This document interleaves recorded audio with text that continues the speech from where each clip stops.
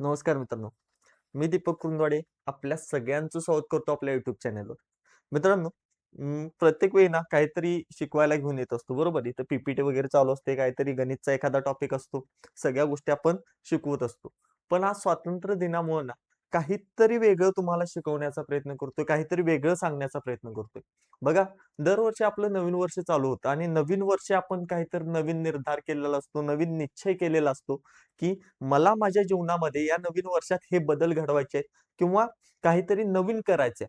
पण या स्वातंत्र्य दिनानिमित्त थोडासा आपण स्वतःचा विचार केला पाहिजे, की देशाला स्वातंत्र्य मिळून तर 80 वर्ष झाली. पण आपण स्वतःला स्वातंत्र्य दिलंय का? ठीक आहे.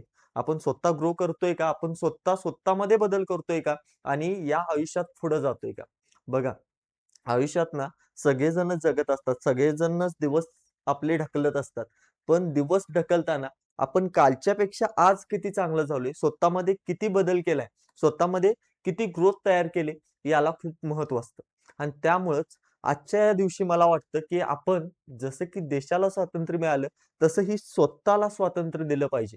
मग हे स्वातंत्र्य कशासाठी द्यायचं आणि कशापासून द्यायचं? तर मित्रांनो, आज सगळेजण मिळून एक निर्धार करूया.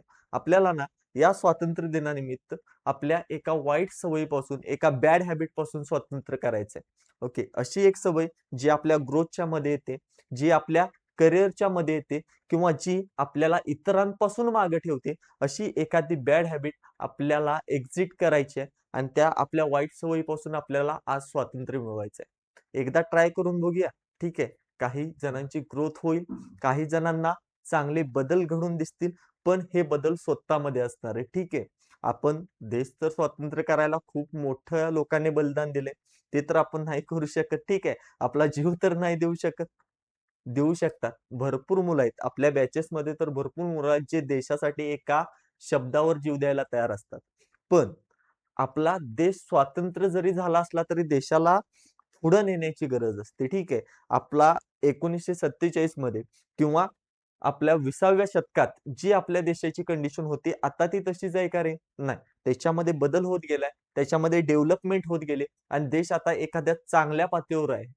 पण ह्या देशाला पुढे न्यायचं असेल, तर फक्त देशासाठी बलिदान देणं किंवा देशासाठी काहीतरी करणं म्हणजे देशाला पुढे नेणं नाही. तर देश कधी पुढे जातो? ज्यावेळेला देशाची तरुण पिढी जी आहे, ती तरुण पिढी ग्रोथ करत असते. तरुण पिढी डेव्हलपमेंट करत असते आणि त्याच वेळी आपला देश पुढे जाऊ शकतो.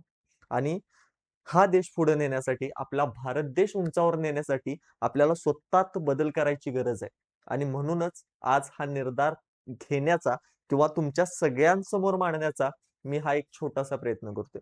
तर मित्रांनो, आजच्या दिवशी एक छोटासा निर्धार करा. एक आपली कोणतीतरी वाईट सवय जिच्यापासून आपल्याला आता स्वतःला स्वातंत्र्य द्यायचंय. ओके. आणि तुम्ही कोणत्या गोष्टीपासून स्वातंत्र्य देणार आहे? जर ते कमेंटमध्ये सांगू शकत असाल, तर नक्की सांगा. आणि ज्यावेळेला तुम्ही पूर्णपणे त्या सवयीपासून स्वतंत्र व्हाल, त्यावेळेला एक नक्की मेसेज करा. Good night.